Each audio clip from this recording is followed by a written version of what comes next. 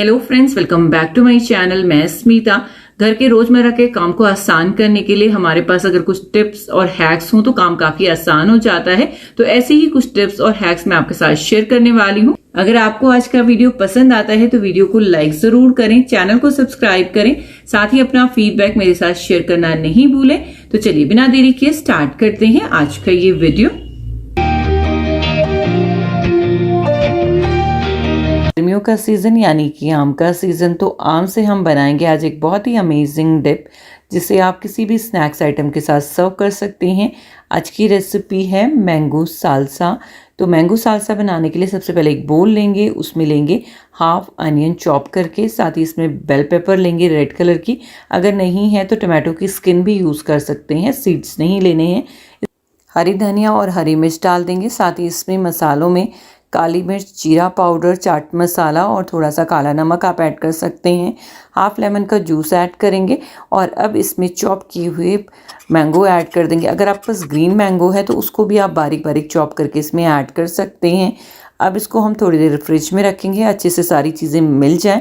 उसके बाद आप चिप्स, पापड़ या फिर बिस्किट के साथ इसे सर्व कर सकते हैं एज अ डिप। बहुत ही अमेजिंग लगता है, काफ़ी रिफ्रेशिंग है, तो ट्राई ज़रूर कीजिएगा, आपको ज़रूर पसंद आएगा। रायता तो हम सभी लंच, डिनर और कभी कभी ब्रेकफास्ट के टाइम पे भी बनाते हैं। कितना अच्छा हो कि एक मसाला हो, उसे जस्ट हम अपने रायते में ऐड करें और हमें कोई और मसाला ऐड करने की ज़रूरत नहीं पड़े। तो आज मैं आपके साथ शेयर कर रही हूँ एक सिंपल रायता मसाला। इसके लिए यहाँ पर 2 बड़े चम्मच मैंने लिया है हरा धनिया, सुखाकर उसको पाउडर किया है, 1 चम्मच जीरा पाउडर, 1 चम्मच चाट मसाला, 1 चम्मच काला नमक और साथ ही 1 चम्मच उसमें रेड चिली डाली है और 1 चम्मच इसमें मैं डालने वाली हूँ पुदीना पाउडर। तो ये सिंपल से मसाले हैं, इनको हम अच्छे से मिक्स कर देंगे। यहाँ पर जो काला नमक था वो थोड़ा सा हार्ड हो रहा था तो उसको मैंने मिक्स कर दिया। उसके बाद इसमें 1 चम्मच मैंने सादा नमक भी ऐड कर दिया है। आप चाहे तो सादा नमक जब आप रायता बनाएं उस टाइम पे एडजस्ट कर सकते हैं। तो ये मैंने ऐड कर दिया है। थोड़ी सी रेड चिली मुझे कम लग रही थी तो वो भी मैंने इसमें ऐड कर दी है। और ये मसाला आप बना कर रख लीजिए, जब भी आपको रायता बनाना हो, चाहे खीरे का हो, बूंदी का हो या कोई और मिक्स फ्रूट रायता हो या कोई भी रायता है, उसमें आप इस मसाले को ऐड करें। आप देखेंगे आपको कुछ भी और ऐड करने की ज़रूरत नहीं पड़ेगी। इसमें जैसे जीरा पाउडर का अगर आपको फ्लेवर पसंद है तो उसकी क्वांटिटी ज़्यादा कर सकते हैं, पुदीना पसंद है तो उसको ज़्यादा कर सकते हैं। इस तरह से आप अपने अकॉर्डिंग इसको एडजस्ट भी कर सकते हैं। तो ट्राई ज़रूर कीजिएगा और अपना फीडबैक मेरे साथ शेयर कीजिएगा। गर्मियों का मौसम यानी कि आम का मौसम, तो कच्चे पक्के आम इस टाइम पे इजीली अवेलेबल होते हैं। कच्चे आम का एक इंस्टेंट अचार मैं आपके साथ शेयर कर रही हूँ जिसे आप अपनी मील में ऐड कर सकते हैं और इसे इंस्टेंटली आप खा सकते हैं। तो ये मैंने कच्चे आम कुछ लिए और क्यूब्स में कट कर लिए हैं। साथ ही कुछ बेसिक मसालों की ज़रूरत होगी। तो सबसे पहले एक तड़का पैन लेंगे, उसमें हम 2 चम्मच जितना ऑयल डालेंगे। जैसे ही ऑयल गर्म होता है इसमें हम हींग और लहसुन की कलियां 2 कट करके ऐड कर देंगे और उसको नॉर्मल टेम्परेचर पर आने देंगे। आम के साथ हम मिक्स कर देंगे यहाँ पर पीली सरसों 1 चम्मच, 1 चम्मच रेड चिली पाउडर, 1 चम्मच गरम मसाला और 2 चम्मच यहाँ पर कुटी हुई सौंफ ऐड करेंगे। और उसके बाद जो हमारा ये फ्लेवर्ड ऑयल है लहसुन के फ्लेवर और हींग के फ्लेवर वाला, उसको इसमें ऐड कर देंगे। आप अगर ज़्यादा बना रहे हैं तो ऑयल की क्वांटिटी ज़्यादा रख सकते हैं। ये मेरे घर में जस्ट 2 दिन चलता है ये आम, इतना जो बनाया है मैंने 2 आम का। और इस आम के अचार के लिए आपको कोई भी वेट करने की ज़रूरत नहीं है, आप इंस्टेंटली इसे खा सकते हैं। बस बनाते हुए ध्यान ये रखें कि आम के जो पीसेस हैं वो छोटे छोटे रहें ताकि जो भी फ्लेवर आप इसमें ऐड कर रहे हैं वो बहुत अच्छे से एब्जॉर्ब हो जाए। ट्राई ज़रूर कीजिएगा और अपना फीडबैक मेरे साथ शेयर कीजिएगा। आप भी अगर अपने घर में अक्सर पनीर भुर्जी बनाते हैं और जो भुर्जी का टेक्सचर है वो रेस्टोरेंट स्टाइल नहीं आता है तो ये टिप आपके बहुत ज़्यादा काम आने वाली है। भुर्जी बनाते हुए बटर मैंने ऐड किया है, उसके बाद जीरा और उसमें प्याज और हरी मिर्चें डाली हैं। प्याज जब हल्का सा भुन जाए उस टाइम पे हम ये मैजिक इंग्रेडिएंट इसमें डालने वाले हैं जो कि है 1 चम्मच बेसन। बेसन को प्याज के साथ अच्छे से भून लेंगे जब तक कि उसमें एक सुनहरापन नहीं आ जाता। उसके बाद इसमें मैंने ऐड कर दिए हैं चॉप किए हुए टमाटो। यहाँ पर टमाटो जितना भी पानी छोड़ेगा वो बेसन एब्जॉर्ब कर लेगा और बहुत अच्छा टेक्सचर इसको देगा। इसके बाद जो बेसिक मसाले हम ऐड करते हैं वो डालेंगे और जब हमारा मसाला अच्छे से भुन जाए 100% जब वो हो जाए उसके बाद इसमें हम पनीर ऐड करेंगे। मैं यहाँ पर घर का बना हुआ पनीर ऐड कर रही हूँ, तो सॉफ्ट है काफ़ी और इसके लिए आप सॉफ्ट ही पनीर का यूज़ करें। उसके बाद उसको अच्छे से मिक्स कर देंगे। नमक भी मैंने यहाँ पर बिल्कुल लास्ट में ऐड किया है और साथ ही डाल देंगे थोड़ा सा केचप जिससे इसमें बहुत ही अच्छा टेंगी फ्लेवर आता है। यहाँ पर आप देख रहे हैं बेसन डालने से इसमें जो टेक्सचर है वो बहुत ही अच्छा आता है। कई लोग उसमें क्रीम वगैरह भी ऐड करते हैं, पर बेसन डालने के बाद आपको क्रीम ऐड करने की ज़रूरत नहीं पड़ेगी। आप इसको एज इट इज़ सर्व कर सकते हैं। यहाँ पर ऊपर से खूब सारा हरा धनिया मैंने डाल दिया है और आप देख सकते हैं बिल्कुल भी इसमें पानी आपको नज़र नहीं आ रहा है। एक अच्छा सा जो बॉडी मिलती है वो इसको मिल चुकी है। तो आप भी इस तरह से ट्राई ज़रूर कीजिएगा और मेरे साथ अपना फीडबैक शेयर कीजिएगा। हमारे पास अक्सर इस तरह की स्मार्ट वॉचेस होती हैं जिनके चार्जर से हम इन्हें चार्ज करते हैं। चार्जर कई बार सिमिलर दिखते हैं बट वो सिमिलर तरीके से काम नहीं करते हैं, यानी कि एक चार्जर से आप दोनों घड़ियां चार्ज नहीं कर सकते हैं, आपको अलग अलग चार्जर की ही ज़रूरत पड़ती है। बट ये दिखते सिमिलर हैं, आप देख ही सकते हैं। इनको आइडेंटिफाई करना बड़ा मुश्किल हो जाता है कि कौन सा चार्जर कौन सी घड़ी का है। काफ़ी बार तो काफ़ी लंबा टाइम लग जाता था इनको आइडेंटिफाई करने के लिए। तो यहाँ पर सबसे पहले तो ये जो साइड है, यहाँ पर आप परमानेंट मार्कर लेकर लिख सकते हैं नाम कि किसकी है ये घड़ी और किसका ये चार्जर है। तो इस तरह के परमानेंट मार्कर मिलते हैं, बिल्कुल पतला वाला जो होता है। उससे मैंने ट्राई किया यहाँ पर लिखने का, तो नाम लिख दिया है। जैसे यहाँ पे ये मेरी वॉच का चार्जर है तो उसमें स्मिता लिखा हुआ है, और दूसरा ये अनंत का है तो इसमें अनंत लिखा हुआ है। बट ये भी ब्लैक कलर से है तो कई बार इसको ढूंढने में भी थोड़ी सी दिक्कत लग रही थी। तो मैंने क्या किया, अनंत वाली वॉच को तो मैंने एज इट इज़ रहने दिया, अपने चार्जर पर मैंने इस तरह से ये नेल पेंट इस तरह से लगा दिया है। थोड़ा सा ही आप लगा दें, मैचिंग कलर का भी लगा सकते हैं। जैसे आपकी घड़ी सी ग्रीन कलर की है तो उस कलर का अगर आपके पास है तो आप वो लगा सकते हैं। मैंने यहाँ पर रेंडम ग्रीन कलर लिया है और इसको इस तरह से लगा दिया है। इस तरह से जब भी इसे ढूंढूंगी तो ये ईजिली मिल जाएगा, तो वो ज़्यादा मुश्किल नहीं होगी कि हम गलत चार्जर लगा के वेट करें कि ये हमारी वॉच चार्ज होगी। तो इस तरह से कई बार जो नॉर्मल हमारे फ़ोन के चार्जर आते हैं उनके साथ भी इस तरह से होता है, वो दिखते सेम है बट चार्ज नहीं करते हैं फ़ोन को। तो उस केस में आप इस तरह से कर सकते हैं। तो इस तरह से अलग अलग भी रहेंगे और ज़रूरत के टाइम पे बहुत ही आसानी से हमें मिल भी जाएंगे। घर पर आपने अक्सर देखा होगा जब भी हम सब्जी लेकर आते हैं या कुछ ग्रॉसरी खरीद कर आते हैं तो इस तरह से चेंज हमारी जो रहती हैं उन्हें हम किचन में ही रखना प्रेफर करते हैं, ताकि छोटी मोटी चीज़ें अगर मंगानी हो तो जस्ट वहीं से हम पिक कर लें और उसे कोई सामान मंगवा लें। तो ये इधर उधर ना बिखरी रहें उसके लिए आप इस तरह का कोई भी बॉक्स यूज़ कर सकते हैं। ये एक्चुअली मिठाई का बॉक्स था, इसे मैंने रीयूज़ किया है। तो सारा जो भी चेंज वगैरह आता है किचन में उसको मैं किचन के पास में ही रखती हूँ, ताकि दोबारा कुछ मंगाना हो तो वहाँ से ईजिली पिक किया जा सके और ये खुला भी नहीं रहे। तो इस तरह से ये देखिए मैंने रख दिया है। इस तरह से ये ऑर्गेनाइज भी रहता है, इधर उधर बिखरा नहीं रहता। इसमें आप चेंज भी रख सकते हैं, जो हमारे कॉइन्स होते हैं वो भी, बट मैं उसके लिए अलग से एक बॉक्स रखती हूँ ताकि अगर कभी कुरियर आता है हमें चेंज चाहिए तो वो ईजिली मिल पाए। तो यहाँ पर इस तरह का बॉक्स है, ये ज्वेलरी बॉक्स है, इसको भी आप यूज़ कर सकते हैं इस तरह से ये रखने के लिए। तो ये स्लीक सा है और दिखने में भी अच्छा लग रहा है, तो कहीं पर भी आप इसे रखेंगे तो अच्छा ही लगेगा। साथ ही ये जो कॉइन है हमारे, इनको रखने के लिए भी आप इस तरह का एक बॉक्स बना सकते हैं अलग से। मैंने यहाँ पे ये टिफ़िन का जो छोटा बॉक्स होता है सब्जी वाला, उसको यूज़ किया है और इसी में हमेशा कॉइन रहते हैं। इस तरह से आप एक जगह अगर बना देते हैं ना किसी चीज़ के लिए, तो सभी को पता रहता है कि ये चीज़ यहाँ पर रखी हुई है और जब भी उसे ज़रूरत हो तो वो आराम से यहाँ से निकाल सकता है। ये देखिए छोटा सा टिफ़िन है ये, इसके अंदर ये सारे कॉइन्स मैं रख लेती हूँ तो एक ही जगह सारे मिल जाते हैं और टाइम पे जब हमें ज़रूरत होती है तो हम इजीली उसे निकाल पाते हैं। तो इस तरह से ये ऑर्गेनाइज भी रहते हैं, देखने में भी अच्छे लग रहे हैं और किसी बाहर वाले को पता भी नहीं चलेगा आपने इसमें क्या रखा हुआ है। तो इस तरह से आप भी कर सकते हैं। हम रेगुलर बेसिस पे जो पेस्ट यूज़ करते हैं वो जैसे जैसे ख़त्म होता है पीछे से हमें इस तरह से उसको प्रेस करना पड़ता है जब जितनी बार भी हमें ब्रश करना है। इसके लिए मैंने पहले भी आपको एक क्लिप वाला आइडिया शेयर किया था आपके साथ में, वो भी अच्छा है, बट एक ये आइडिया मेरे पास नया है तो ये मैं आपके साथ शेयर कर रही हूँ। इस तरह के जो क्लिप होते हैं ना, ये बहुत अच्छे से सारी ट्यूब को स्क्वीज़ भी कर देते हैं और इसको एक जगह पर स्टेबल भी रखते हैं, यानी कि बार बार पीछे नहीं आता है। क्योंकि क्लिप में क्या होता था, क्लिप को अगर खोल दे तो फिर से वो उसी सिचुएशन में आ जाता था। तो ये थोड़ा सा इजी मुझे लगा और कन्वीनियंट भी है। तो सबसे पहले क्या करेंगे, इस तरह से प्रेस करते हुए सारे पेस्ट को हम आगे की तरफ लेकर जाएंगे। ये देखिए, और आपको मैं ट्यूब दिखाती हूँ, बिल्कुल ही खाली हो चुकी है पीछे से। इसके बाद हम इस तरह से इस क्लिप को इसके साथ अटैच कर देंगे। जो सीलिंग क्लिप आती हैं वो है ये, और बिल्कुल छोटे साइज़ की लीजिएगा जो बिल्कुल पेस्ट के हिसाब से परफेक्ट हो, तो उससे बहुत ही ईजी हो जाता है। और देखिए इस तरह से जिसको खींच के मैंने सारा पेस्ट आगे लेके गई हूँ और पीछे आप देखेंगे ट्यूब में कुछ नहीं बचा है। और इस तरह से ये ट्यूब को यूज़ करना काफ़ी ईजी हो जाता है, काफ़ी कन्वीनियंट है ये मेथड। यहाँ देखिए ट्यूब में कुछ भी नहीं है। इस तरह से जो हमारी क्रीम की ट्यूब्स होती हैं उसको भी आप कर सकते हैं, कोई ऑइंटमेंट है उसके लिए भी आप इस तरह से कर सकते हैं। काफ़ी इजी मेथड है ये, आप ट्राई ज़रूर करके देख सकते हैं। जब भी हम लोग ट्रैवल करते हैं तो काफ़ी सारे जो पर्सनल एसेंशियल होते हैं हमारे, उन्हें हमें साथ में कैरी करना होता है। इन सारी चीज़ों को रखने के लिए हम लोग यूज़ करते हैं पाउच का। तो इस तरह के पाउच हम यूज़ करते हैं। तो मैं कॉस्मेटिक के लिए या टॉयलेटरी के लिए अलग अलग पाउच इस तरह के यूज़ करती हूँ। पर जो मेन प्रॉब्लम आती है वो आती है ब्रेसेस के साथ में, क्योंकि इनको रखने के लिए अगर हम पाउच यूज़ करते हैं तो काफ़ी सारी चीज़ों के कांटेक्ट में ये आते हैं और अनहाइजीनिक वो रहता है।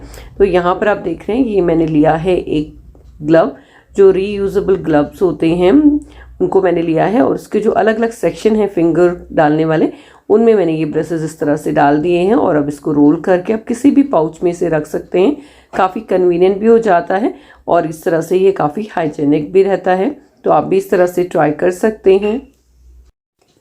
नेक्स्ट टिप मेरी है अरबी को लेकर। जब भी हम अरबी बॉईल करते हैं और उससे कोई सब्जी बनाते हैं तो वो काफ़ी स्टिकी बनती है, साथ ही जो उसकी स्किन है उसको निकालने में भी काफ़ी दिक्कत होती है। तो उसके लिए यहाँ पे सिंपल सी टिप है, आप उसको एज इट इज़ कुकर में नहीं डालें, बल्कि इस तरह से कुकर में पानी नीचे डाल के ऊपर से कोई भी जाली रख दें।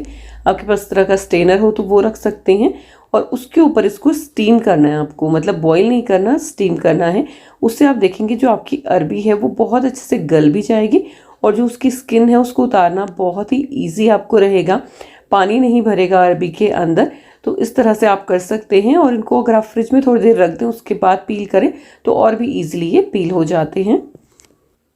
नेक्स्ट टिप मेरी है चींटियों को लेकर। ये देखिए आप फर्श पे कितनी सारी ये छोटी छोटी चींटियाँ हो रही हैं, और कुछ थोड़ा बहुत इनको खाने का अगर मिल जाए तो उसे लेकर ये पूरी इनकी फौज ही निकल कर आ जाती है। और ये चींटियाँ साफ फर्श पर, यानी कि अभी पोछा लग चुका है ऑलरेडी मेरे घर पे, और उसके बाद मुझे ये चींटियाँ दिखाई देने लगी हैं। तो सबसे पहले मैं क्या करूँगी, झाड़ू लेकर यहाँ पर जो भी थोड़ा बहुत खाने के फूड पार्टिकल अगर रह गए हैं बाई चांस, तो उन्हें मैं इस तरह से क्लीन कर लूँगी। इसके साथ ही कुछ चींटियाँ जो होंगी वो भी यहाँ पर डस्ट कलेक्टर में आ जाएंगी। तो इस तरह से एक बार जिस भी सरफेस पे आपको दिख रही हैं चींटियाँ हैं वहाँ पे झाड़ू कर लें, या फिर उसको अच्छे से पोंछे से वाइप कर लें। तो ये मैंने इस तरह से कर लिया है। और यहाँ पर मैं ये भी चेक करी हूँ कि चींटियाँ कहाँ से निकली हैं ये, या उनका ओरिजिन कहाँ से है। उसके बाद क्लीन कर दिया है, फूड पार्टिकल नहीं है फर्श पर तो चींटियाँ नहीं आएंगी वैसे तो। बट उसके बाद आप यहाँ पर प्रिवेंट करने के लिए स्प्रे यूज़ कर सकती हैं। या तो विनेगर वाटर का आप स्प्रे बना लीजिए, या फिर आपके घर में सैनिटाइज़र है तो उसको आप स्प्रे कर दें। तो आप देखेंगे चींटियाँ दोबारा वहाँ पर नज़र नहीं आएंगी। साथ ही यहाँ पर ये थोड़ा सा डैम्प एरिया है मेरे घर में, जो सीलन सी आ रही है हल्की सी, तो इसके कोने पे मैंने यहाँ पे देखा थोड़ी सी रेत निकली हुई है, तो इसका मतलब ये चींटियाँ यहाँ से आई हैं। तो यहाँ पर भी मैंने थोड़ा सा स्प्रे कर दिया, और बाद में मैं इस जगह को पुट्टी से फिल कर दूंगी, या फिर वाइट सीमेंट आपके पास हो तो उससे आप फिल कर सकते हैं। नेक्स्ट टिप मेरी है चांदी के जो बर्तन हमारे घर में होते हैं उनको आप किस तरह से क्लीन कर सकते हैं। बर्तन ही नहीं, ज्वेलरी भी आप इस तरह से क्लीन कर सकते हैं। तो यहाँ पर ये चांदी का एक ग्लास, इससे मैं आपको क्लीन करके दिखाऊंगी। और इसके साथ हमें चाहिए होंगी इस तरह की सिल्वर फॉइल। ये खाना जब हम मार्केट से मंगाते हैं, बाहर से मंगाते हैं, तो काफ़ी सारे आते हैं, तो इनका यूज़ भी आप कर सकते हैं। तो ये देखिए इसमें मैंने डाल दिया है गर्म पानी, और गर्म पानी के साथ में हम डालेंगे बेकिंग सोडा, और इसमें इसको इस तरह से डिप कर देंगे। आप इसको ऊपर तक भी फिल कर सकते हैं ताकि ये इस तरह से डिप हो जाए अच्छे से, या फिर इसको इस तरह से पलट सकते हैं। यहाँ पर भी आपको एक चीज़ ज़रूर मेंशन करूँगी कि जो चांदी की चीज़ आपने डाली है उसमें कितनी मिलावट है उसके हिसाब से भी ये हैक काम करता है। तो अगर उसमें गिलट है तो फिर वो बहुत ज़्यादा वाइट आपको नहीं दिखेगा, क्लीन तो ज़रूर हो जाएगा बट बहुत ज़्यादा वाइट, जैसे सिल्वर एकदम चमक जाता है उस तरह से नहीं चमकेगा। अगर प्योर सिल्वर है तो फिर वो एकदम शाइन करते हुए चमकता हुआ आपको दिखाई देगा। तो ये देखिए मैंने निकाल लिया है और अंदर से काफ़ी इसके दाग वगैरह हट गए हैं। इसको जस्ट इसी सिल्वर फॉइल से रगड़ कर आप क्लीन कर लें तो ये बिल्कुल अच्छे से चमक जाता है। यहाँ पर मैंने एक रिंग भी डाली थी जो बहुत अच्छे से क्लीन हो गई है। इसी तरह से ये सिल्वर बैंगल भी मैं आपको डालकर इसमें दिखा रही हूँ, ये थोड़ी सी ऑक्सीडाइज हो गई है। इसको 15 से 20 मिनट के लिए मैंने इस तरह से छोड़ दिया था और अब मैं आपको निकल के दिखाती हूँ। काफ़ी क्लीन ही हो गई है, हल्का सा इसको रब करना पड़ता है, क्लीन करना पड़ता है। उसके बाद आप देखेंगे कि जो भी इसमें काले काले दाग है ना वो सारे हट जाएंगे। ये जो ग्लास है वो भी मैंने सिल्वर फॉइल से इस तरह से रब कर दिया था तो क्लीन हो गया है। ये जो बैंगल है इसको भी मैं आपको क्लीन करके दिखाती हूँ। ऑलरेडी ये क्लीन है काफ़ी, बट जस्ट जहाँ पे बहुत ज़्यादा ऑक्सीडेशन होता है उसको जस्ट आपको रब करना होता है, उसके बाद वो कालापन भी निकल जाता है। इस तरह से घर पर रखी हुई चांदी की ज्वेलरी या फिर बर्तन या कोई आर्टिफैक्ट जो भी हैं वो आप क्लीन कर सकते हैं इस तरह से सिंपल तरीके से। तो काफ़ी इजी हो जाता है घर पर इस तरह से क्लीनिंग। वो टिप भी मेरी क्लीनिंग रिलेटेड ही है। जब भी हम कोई सरफेस वाइप करते हैं, चाहे फ्लोर है, चाहे कबर्ड्स के डोर हैं, तो उनको क्लीन करने के लिए जो भी लिक्विड आप यूज़ करते हो, चाहे वो DIY है या मार्केट से लेकर आए हैं, उसको थोड़ी देर सरफेस पर लगे रहने दें ताकि वो अपना काम अच्छे से कर पाए।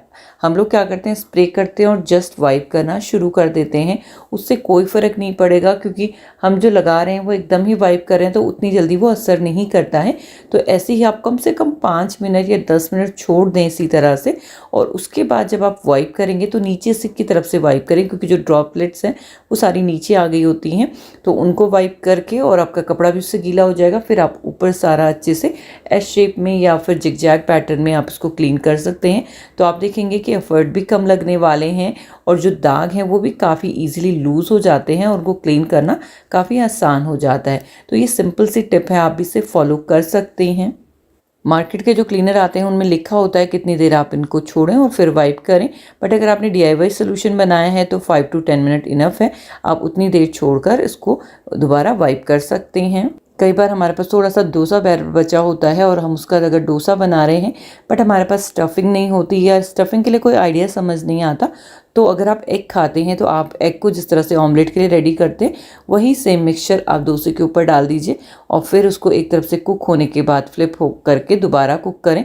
तो आप देखेंगे कि बहुत ही अच्छी फिलिंग रेडी हो जाती है। साथ ही इस तरह का जो डोसा है, एग डोसा, वो खाने में बहुत टेस्टी लगता है और एक कंप्लीट ब्रेकफास्ट की तरह ही एक्ट करता है। तो आप इस तरह से ट्राई कर सकते हैं।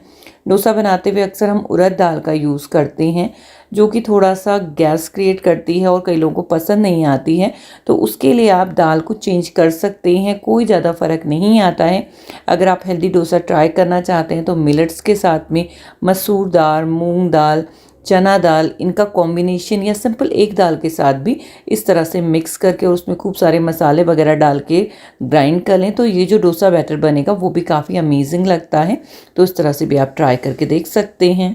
केक की जब भी हम कोई रेसिपी फॉलो करते हैं तो कई बार क्या होता है, हमें उतने अच्छे रिजल्ट नहीं मिलते, यानी कि हमारा केक उतना स्पॉन्जी नहीं बनता है, एरिएटेड नहीं बनता है। तो उसके लिए 2-4 चीज़ें हो सकती हैं। या तो आपने इंग्रेडिएंट ढंग से नहीं लिए हैं। सेकंड जो चीज़ आप चेंज कर सकते हैं अपने प्रोसेस में वो है इंग्रेडिएंट को सीव करना। इंग्रेडिएंट को 2-3 बार सीव करना बहुत इंपॉर्टेंट है।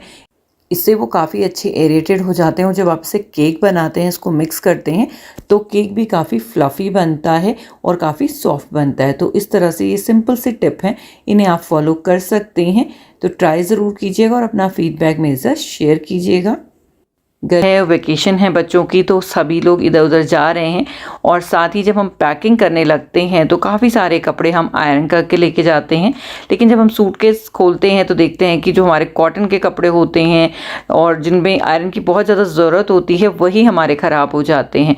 तो उनको किस तरह से आप सेफली कैरी कर सकते हैं, उसी के लिए ये टिप है। यहाँ पर आप देख रहे हैं ये पेपर बैग्स जो होते हैं, पेपर बैग्स का यूज़ अगर आप आयरन किए हुए कपड़ों को रखने के लिए करते हैं तो आप देखेंगे कि कपड़े भी आपके सेफली पहुँच जाएंगे, साथ ही उनकी आयरन ख़राब नहीं होगी। कुछ कपड़े थोड़े बहुत ख़राब होते हैं बट कई बार क्या होता है बहुत ज़्यादा सलवटें आ जाती हैं, वो नहीं आने वाली, वो प्रिवेंट होंगी इस तरह से अगर आप इनको पेपर बैग के अंदर रखते हैं। साथ ही बाकी चीज़ें अगर आप जगह ज़्यादा बनाना चाहते हैं तो रोल करके भी उनको कैरी कर सकते हैं। तो ये सिंपल सी टिप आप फॉलो कर सकते हैं जब आप ट्रैवलिंग के लिए अपना बैग पैक कर रहे हों। समर सीज़न में जब हम बनाना लेके आते हैं तो वो इस तरह से ओवर राइप हो जाते हैं जिसे खाना कोई भी पसंद नहीं करता है। तो इसी राइप बनाना के साथ में आपके साथ शेयर करने वाली हूँ एक बहुत ही सिंपल ब्रेड की रेसिपी जो बहुत ही कम इंग्रेडिएंट में बन जाती है। साथ ही ये जो राइप बनाना है वो उसमें बहुत ही अच्छा टेक्सचर देता है और उस ब्रेड का टेस्ट काफ़ी अच्छा भी आता है। तो यहाँ पर मेरे पास ये 2 बनाना थे जो बहुत ही ज़्यादा राइप हो चुके थे, इनको खाना कोई पसंद नहीं करता, तो इसको इस तरह से पील कर लिया और अब इसको अच्छे से हम मैश कर लेंगे। बनाना को अच्छे से मैश करने के बाद इसमें हम ऐड करेंगे ऑयल। तो यहाँ पर वेजिटेबल ऑयल हम ऐड करेंगे और यहाँ पर जो भी मेज़रमेंट है इस रेसिपी की वो मैं आपको डिस्क्रिप्शन बॉक्स में प्रोवाइड कर दूँगी, तो आप इजीली वहाँ से फॉलो कर सकते हैं। ऑयल डालने के बाद इसमें जाने वाला है कंडेंस मिल्क। तो कंडेंस मिल्क जब भी आप डालें या इस तरह की कोई भी चिपचिपी जो चीज़ होती है जो बर्तन पर चिपक जाती है तो आधी वेस्ट हो जाती है, तो उसको आप हमेशा ग्रीस करके या तो मेजरिंग कप को लें या जिस तरह से पहले मैंने ऑयल मेज़र किया इससे, उसके बाद कंडेंस मिल्क लिया तो कुछ भी कंडेंस मिल्क मेजरिंग कप में नहीं चिपका है। इसके बाद कंडेंस मिल्क को इसके साथ अच्छे से मिक्स कर देंगे और उसके बाद इसमें सीव कर लेंगे हम फ्लावर को। उसमें हम थोड़ा सा बेकिंग सोडा वगैरह भी ऐड करेंगे। वो सारी चीज़ें मैंने डिस्क्रिप्शन बॉक्स में आपको प्रोवाइड कर दूंगी। यहाँ पर इस बैटर को अच्छे से मिक्स करने के बाद हम टिन में इस तरह से डाल देंगे और ऊपर से अच्छे से प्रेस करके इसको टैप कर लेंगे। ऊपर से आप चाहे तो चॉकलेट चिप्स या फिर चॉकलेट सेविंग डाल सकते हैं या फिर कोई नट्स वगैरह भी इसमें ऐड कर सकते हैं। बहुत ही सिंपल रेसिपी है, जस्ट 3 इंग्रेडिएंट और उसके अलावा इसमें बेकिंग पाउडर जाएगा। इसके बाद इसको हम ओवन या फिर एयर ओवन या फिर एयर फ्रायर में आप बेक कर सकते हैं। आप इसको कढ़ाई में भी कर सकते हैं। इसके लिए यहाँ पर 180 डिग्री पर मैं इसको 30 से 35 मिनट के लिए रखूँगी। बट ये 30 मिनट में बनकर रेडी हो गया था और बहुत ही अच्छा इसके ऊपर ब्राउनिंग आई थी, अंदर से काफ़ी सॉफ्ट था ये केक। तो सिंपल से इंग्रेडिएंट हैं और जो हमारा राइप बनाना है वो भी यूज़ हो गया है। तो चलिए इसको अनमोल्ड करके देख लेते हैं और कितनी सॉफ्ट ये ब्रेड बनी आप देख ही सकते हैं और काफ़ी अच्छी ब्राउनिंग भी आई है। कट करने के बाद मैं आपको दिखाती हूँ अंदर से किस तरह की ये है। यहाँ पे जब भी आप ब्रेड वगैरह कट करें तो सेरेटेड नाइफ का यूज़ करें, उससे काफ़ी अच्छे से कटती है ब्रेड। तो ये देख सकते हैं आप कितनी अच्छी और सॉफ्ट ब्रेड है ये अंदर से। तो इस तरह से आप भी ट्राई कर सकते हैं। बच्चों के स्कूल खुलने वाले हैं तो आप इस तरह से ये बनाना ब्रेड बनाकर रख सकते हैं और बच्चों को टिफ़िन में दे सकते हैं। बच्चों को बहुत ज़्यादा पसंद आती है। तो ट्राई ज़रूर कीजिएगा और फीडबैक शेयर कीजिएगा। तो ये थी मेरी आज की कुछ समर टिप्स। उम्मीद करती हूँ आपको ज़रूर पसंद आई होंगी। अगर पसंद आई हैं तो वीडियो को लाइक ज़रूर करें, चैनल को सब्सक्राइब करें, साथ ही अपना फीडबैक मेरे साथ शेयर करना नहीं भूलें। मैं मिलती हूँ आपसे किसी और नई इंटरेस्टिंग वीडियो के साथ। तब तक के लिए bye. Thank you. Thanks for watching. Have a nice day.